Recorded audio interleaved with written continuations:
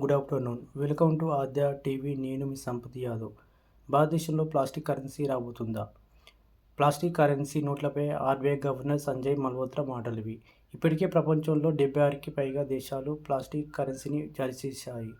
Australia 1996లో plastic కరెన్సీని ప్రారంభించి పూర్తిగా ప్లాస్టిక్ కరెన్సీని ఉపయోగించే మొదటి దేశంగా మారింది. తర్వాత కెనడా దేశం కూడా ఆస్ట్రేలియా దారిలోనే ప్లాస్టిక్ కరెన్సీని వాడడం మొదలుపెట్టింది.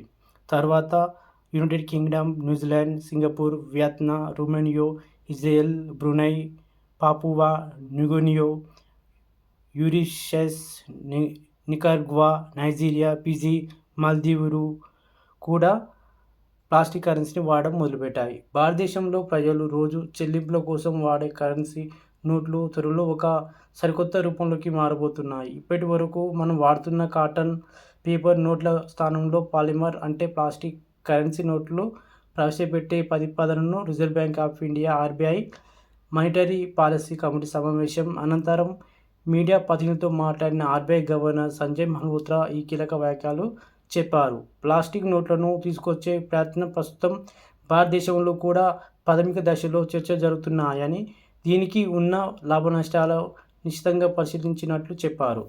అయితే దీనిపై ఇంకా ఎలాంటి స్పష్టత రాలేదు.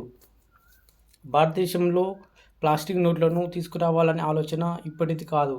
దాదాపు 10 సంవత్సరాల క్రితం అంటే 2014 ఫిబ్రవరిలోనే కేంద్ర ప్రభుత్వం దేశంలోని 5 నగరాలలో కోచి, మైసూర్, జైపూర్, షిమ్లా, భువనేశ్వర్ ట్రయల్ రన్ కింద ₹10 పాలిమర్ నోట్లను దాదాపు 100 కోట్ల సంఖ్యలో చలామణిలోకి తీసుకురావాలని ప్లాన్ చేసింది. అయితే అప్పట్లో కొన్ని సాంకేతిక కారణాల వల్ల ఆ ప్రాజెక్ట్ మధ్యలో నిలిచిపోయింది.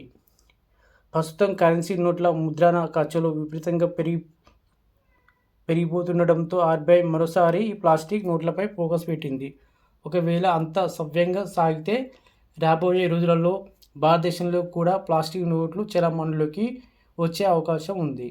అసలు ప్లాస్టిక్ నోట్ల ప్రత్యేకత ఏంటంటే ఇవి చూడడానికి, పట్టుకోవడానికి సాధారణ కాగితం నోట్లలాగే చాలా ఫ్లెక్సిబుల్గా ఉంటాయి. కానీ ఇవి సన్నని ప్లాస్టిక్ మెటీరియల్తో తయారవుతాయి. దీనివల్ల ఈ నోట్లకు మురికి అంటదు, తడిచినా పాడవవు, చిరిగిపోవు. సాధారణ కాగితం నోట్లతో పోలిస్తే ఇవి చాలా కాలం పాటు మన్నికగా ఉంటాయి. వీటన్నిటికీ మించి ప్లాస్టిక్ నోట్లను నకిలీగా సృష్టించడం దాదాపు అసాధ్యం. అత్యంత అధునాతన సెక్యూరిటీ ఫీచర్లను వీటిలో పొందుపరచడం సాధ్యమవుతుంది. కాబట్టి నకిలీ నోట్లు ముఠాలకు ఇది పెద్ద చెక్ కానుంది.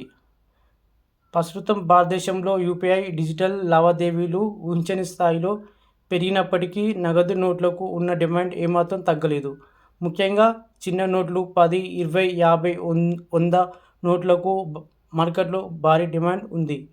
గడిచిన ఏడాది కాలంలోనే భారతదేశంలో కరెన్సీ చలామణి 11.5% పెరిగి మే 15 నాటికి రికార్డు స్థాయిలో $42.86 ట్రిలియన్లకు చేరింది. చిన్న నోట్లతో పాటు నాణేల వాడకం కూడా విపరీతంగా భారతదేశంలో పెరిగింది.